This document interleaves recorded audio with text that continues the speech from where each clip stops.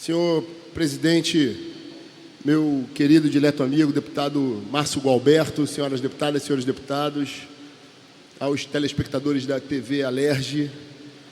Senhor presidente, mais uma vez, e aí eu acho muito emblemático que por diversas vezes nessa legislatura estamos aqui, eu na tribuna, muitas vezes Vossa Excelência na tribuna, ou presidindo tão brilhantemente essa sessão como está fazendo agora, e tal qual ocorria com o nosso presidente da República, Jair Messias Bolsonaro, que por muitas vezes no Congresso Nacional falava para um plenário vazio. Muitas vezes o senhor telespectador da TV Alerj precisa saber que aqui esse plenário fica vazio quando subimos a essa tribuna para falar de assuntos tão importantes para a cidade do Rio de Janeiro, a região metropolitana, as regiões desse estado como um todo, para o estado do Rio de Janeiro. Nós estamos vivendo um momento, sobretudo, de reconstrução do Rio. Reconstrução financeira. O estado viveu uma crise sem precedentes. O estado do Rio de Janeiro, ao longo dos últimos mandatos, dos governos anteriores, governos marcados pela roubalheira, pela corrupção, pela incompetência, pela omissão, e que, graças a uma eleição, para nós, absolutamente exitosa em 2018, nós definitivamente optamos, e a população do Rio de Janeiro optou, por romper o sistema e justamente propor e apresentar uma nova forma, primeiro, de fazer política e uma nova forma de efetivamente propor políticas públicas, executar políticas públicas, como, por exemplo, na área de segurança. Eu percebo, senhor presidente, e estava ali fora, conversando com militantes, com lideranças desse estado, e não pude me furtar a ouvir alguns deputados que nos antecederam aqui, sempre fazendo as suas críticas venenosas, invejosas, e aquele tradicional mimimi de sempre, o chororô dos derrotados que insistiram no passado em remar ao lado desses que efetivamente destruíram o Rio de Janeiro e o Brasil. Senhor presidente, quando falamos de reconstrução, eu não posso de forma nenhuma deixar de falar da cidade do Rio de Janeiro, do município do Rio de Janeiro, cidade essa a qual eu sou absolutamente apaixonado, sou um carioca apaixonado por essa cidade, e nós, infelizmente, percebemos um governo municipal, uma prefeitura que eu tenho dito a pior prefeitura da história da cidade do Rio de Janeiro, um governo muito mal avaliado e que efetivamente deixa muito a desejar na prestação de serviços públicos. É comum, senhor presidente, nós observarmos as pessoas agonizando à mercê de uma saúde irresponsável, desumana e ineficiente, um serviço de educação que, parado no tempo, não conseguiu superar aquele grande problema que é, por exemplo, uma criança do nosso município não conseguir executar as operações mais básicas de matemática ou simplesmente conseguir interpretar um texto de forma que consiga daí ter uma vida aberta para o mundo, uma educação emancipadora que o forme para o mercado de trabalho, assim como, senhor presidente, serviços de iluminação, de limpeza urbana, de ordenamento público, a cidade está entregue ao Deus dará. Então, senhor presidente, é necessário que tenhamos um olhar mais atento para a cidade do Rio de Janeiro, assim como para os municípios de todo o interior do estado. Nós, por exemplo, e aqui, senhor presidente, eu percebo um silêncio seletivo, porque a indignação seletiva de grupos, sobretudo da esquerda, é algo que nós percebemos a cada dia no plenário dessa casa. Nós temos no município de Cachoeira de Macacu, por exemplo, as crianças daquele município há 2 meses sem aula. E, no entanto, muitos deputados que trabalham aqui, ou dizem trabalhar com a pauta da educação, simplesmente se calam.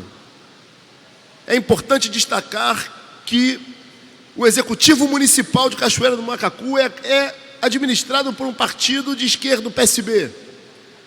Nós observamos também um vereador do partido de também esquerda, o PDT, fazendo uma dancinha debochada para os professores que estão lá sem dar a aula para as crianças 2 meses sem aulas e, no entanto, uma indignação absolutamente seletiva, ninguém fala nada.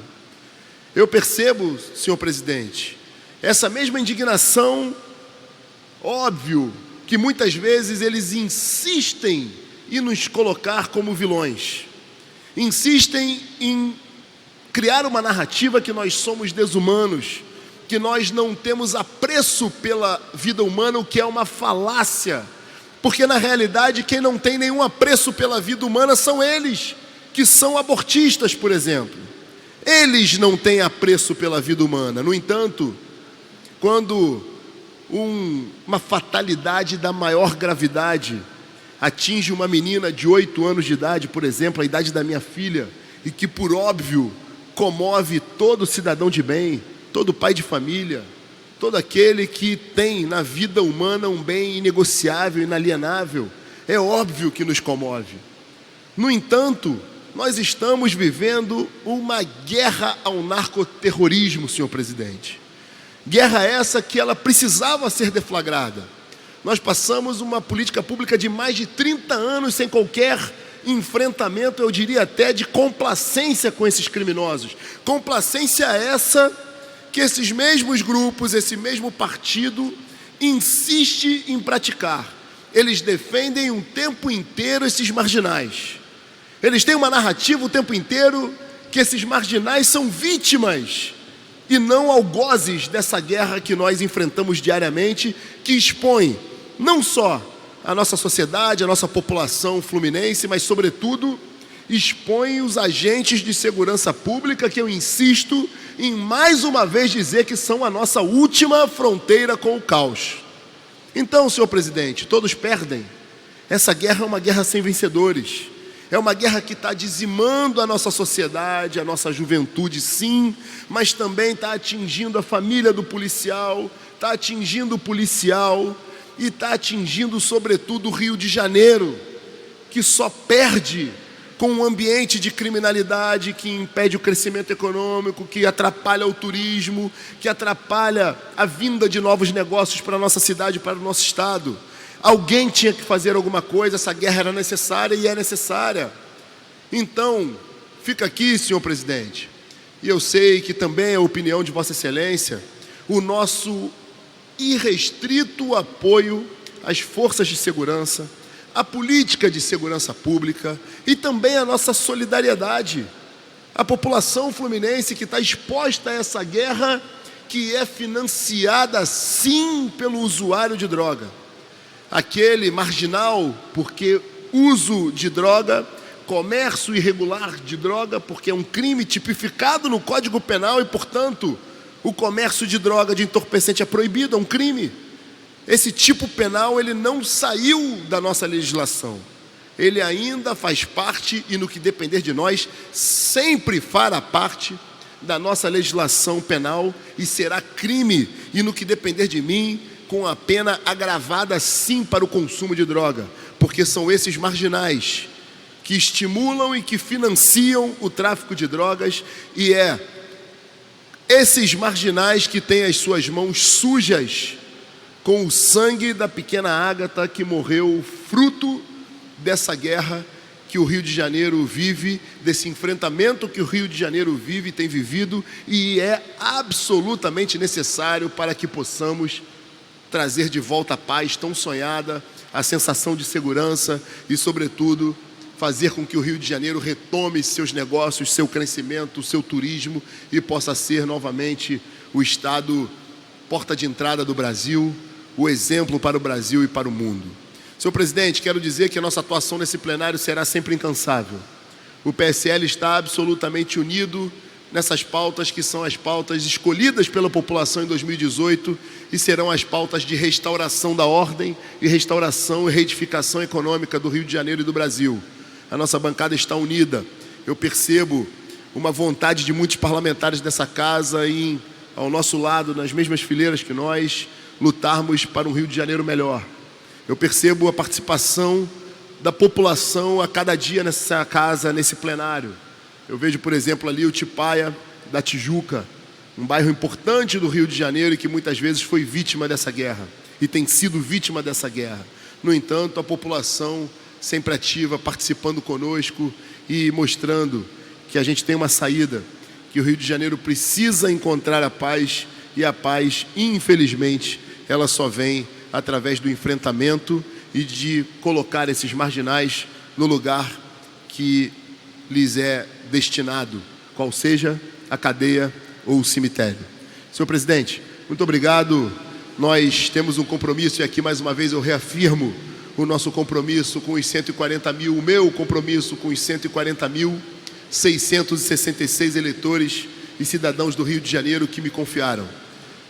Eu aqui reafirmo o compromisso de cada parlamentar do meu partido, inclusive de Vossa Excelência, que tão bem tem atuado, e hoje foi uma demonstração disso.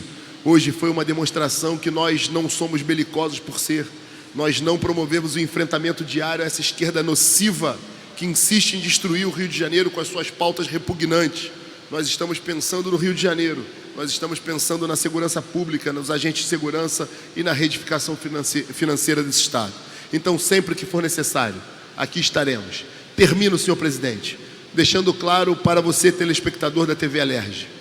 Eu, como membro da comissão e presidente da comissão de orçamento dessa casa, eu tive desafio, na terça-feira, de apresentar o voto pela rejeição das contas do ex-governador Pezão.